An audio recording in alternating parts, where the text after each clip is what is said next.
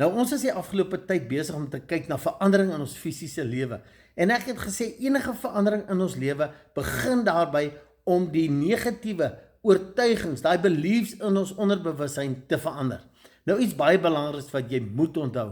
Jou brein is geskaap om die vinnigste pad te vat, kort pad te vat, om jou so gou as moontlik terug te kry in jou gemaksone. Daar waar die minste weerstand is. Nou hier is 'n skokkende ding.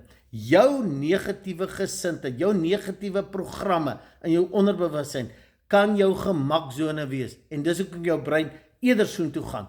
Daai heeltyd in die negatief fokus, heeltyd soek na die probleem, heeltyd kyk na ander se negatiewe goed, heeltyd die mense buite jou die skuld gee vir alles. Dit word jou gemaksone en dis hoekom jou brein vorm 'n neuronbaan in jou kop. Die enige inligting wat inkom, hardloop hy dan dadelik in daai negatiewe baan en dis die probleem.